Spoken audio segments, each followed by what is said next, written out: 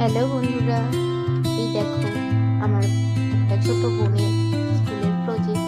কি সুন্দর 26 সালের ক্যালেন্ডার বানিয়েছে। এত সুন্দর লেগেছে আমার জিনিসটা।